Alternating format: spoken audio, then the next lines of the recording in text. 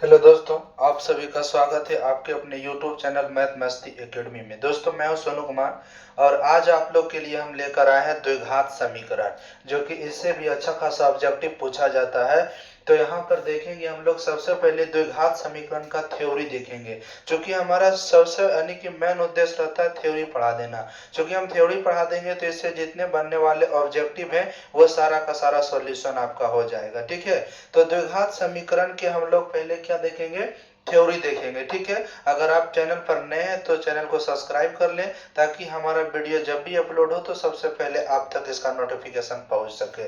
ठीक है, और अपने दोस्तों के पास भी शेयर कर दें, ताकि उनको भी पढ़ने का मौका मिले। फ्री तो हम पढ़ा रहे हैं, कौन सा पैसा लग रहा है पढ़ने में, वो भी बेहतरीन ढंग से पढ़ा रहे हैं। आइए द्विघात समीकरण हम लोग देखते हैं। तो द्विघात समीकरण आने की देखिए, कहते हैं कि a x square plus b x plus c बराबर 0 के रूप के जितना भी समीकरण रहता है उस सब को हम लोग बोलते हैं द्विघात समीकरण। क्या बोलते हैं? द्विघात समीकरण बोलते हैं। ठीक है, a x square plus b x plus c के रूप का जितना भी समीकरण रहेगा उस सब को हम लोग बोलेंगे द्विघात समीकरण। क्या बोलेंगे? द्विघात समीकरण बोलेंगे। ठीक है, तो a x square plus b x plus c बराबर 0 के रूप का जितना भी समीकरण होगा सबको हम द्विघात समीकरण कहेंगे। अब हम लोग देखते हैं कि द्विघात समीकरण का मूल कैसे निकालते हैं। और द्विघात समीकरण में एक होता है फॉर्मूला विवेचक, या इसको विविधकर भी बोलते हैं। ठीक है, विवेचक या विविधकर बोलते हैं। तो देखिए यहाँ पर यानी कि विवेचक का एक फॉर्मूला होता है। विवेचक बोलिए, या तो इसी को विविधकर बोला जाता है, विविधकर बोलते हैं। इसको डी से डिनोट किया जाता है। तो डी बराबर एक फॉर्मूला होता है बी स्क्वायर माइनस 4ac। ठीक है, डी बराबर क्या होता है? बी स्क्वायर माइनस 4ac भी ये विवेचक का फॉर्मूला हो गया आपका। और ये आपका क्या था? यानी व्यापक रूप है, इस रूप के जितना भी समीकरण होगा सब द्विघात समीकरण कहलाएगा। विवेचक डी बराबर बी स्क्वायर माइनस 4ac होता है। और एक होता है द्विघातीय सूत्र। द्विघातीय सूत्र, द्विघातीय सूत्र इसको सिद्ध भी करेंगे हम लोग, लेकिन अभी नहीं। द्विघातीय सूत्र बराबर होता है, द्विघातीय सूत्र x बराबर एगो फॉर्मूला होता है। क्या होता है? Minus B plus minus under root D बटे 2a होता है। इस तरह से हम लोग क्या कर सकते हैं, x का मान निकाल सकते हैं, या इस विधि से भी। तो सबसे पहले हम d निकाल लेंगे, और बाद b कहां से आता है? तो देखिए x के गुना में जो रहता है वो b कहलाता है, और बाद x स्क्वायर के जो गुना में रहता है a कहलाता है, और अचर पद c कहलाता है। जैसा बहुपद में हम बताए थे ना, द्विघात बहुपद में, सेम उसी तरह से abc यहाँ पर आपको निकल जाता है। तो x बराबर minus B plus minus root D बटे 2 है। डी आपका क्या हो गया? विवेचक हो गया या विविधकर हो गया। विवेचक या क्या हो गया? विविधकर हो गया। ठीक है, उसके बाद हम देखते हैं कि यहाँ पर जो हल होता है समीकरण का, यानी कि मूल वास्तविक कब होता है, मूल वास्तविक और समान कब होता है, वास्तविक और भिन्न कब होता है, ये सब चीज देखने का काम करते हैं। तो चलिए हम देखते हैं, यानी कि मूल, वास्तविक और समान कब होता है। देखिए, कहते हैं कि यदि d बराबर 0 हो, d बराबर कितना हो?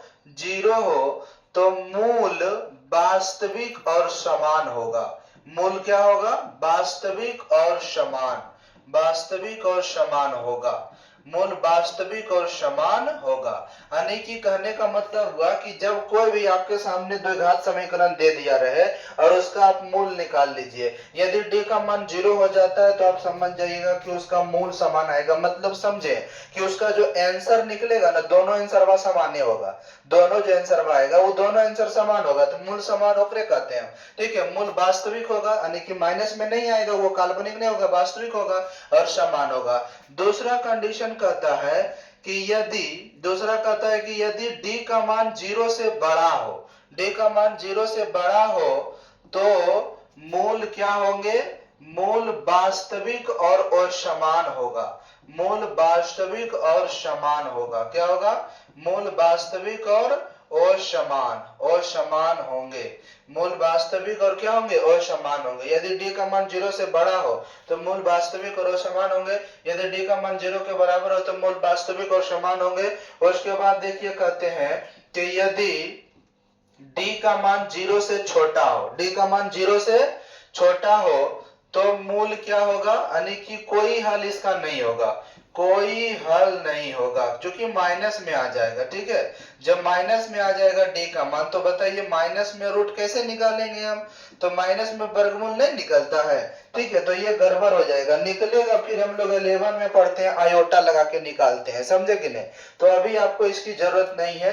तो डी का मान 0 से जब छोटा हो जाता है तो उसका कोई हल नहीं होता। याद रहे कि डी का मान जब 0 से छोटा हो जाता है तो इसका कोई हल नहीं होता है। ठीक है, तो इस तरह से हमने देखा कि क्या चीज कि द्विघात समीकरण का व्यापक रूप x square plus b x plus c बराबर 0। विवेचक यहाँ से हो जाएगा बी स्क्वायर माइनस 4ac। द्विघातीय सूत्र एक्स बराबर minus B plus minus under root D बटे 2a होता है। मूल वास्तविक और समान कब होता है, जब डी का मान 0 हो। मूल वास्तविक और समान कब होता है, जब डी का मान 0 से छोटा हो। नहीं, मूल वास्तविक और समान कब होता है, जब डी का मान 0 से बड़ा हो।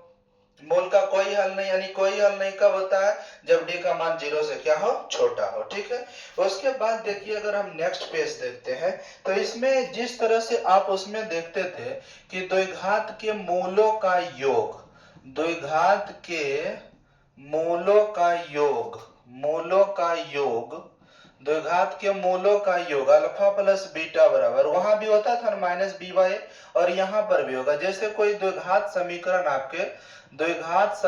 आपके सामने a x square plus b x plus c बराबर 0 दे दिया, तो द्विघात समीकरण के मूलों का योग अल्फा प्लस बीटा बराबर माइनस बी बाई ए हो जाएगा, और फिर अल्फा इंटू बीटा बराबर क्या हो जाएगा, सी बाई ए। ये हो गया आपका कुछ द्विघात बहुपदों के, सॉरी द्विघात समीकरण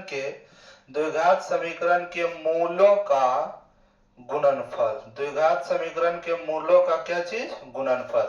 द्विघात समीकरण के मूलों का गुणनफल अल्फा इंटू बीटा बराबर सी बाई ए हो गया, और द्विघात समीकरण के मूलों का योग होता है अल्फा इंटू बीटा बराबर माइनस बी बाई ए। अगर इसके शून्यांकों का योग और उसके बाद इसका गुणनफल अगर दिया हुआ रहे, कहेगा द्विघातीय समीकरण ज्ञात करें, तो जैसे हम लोग द्विघातीय बहुपद ज्ञात करते थे, x square minus alpha plus beta into x plus alpha into beta, इस तरह से हम क्या कर लेंगे, ये हमारा हो गया द्विघातीय यानी कि समीकरण निकाल सकते हैं। द्विघातीय समीकरण इस फॉर्मूला को लगा करके क्या किया जा सकता है, निकाला जा सकता है, समझे कि नहीं।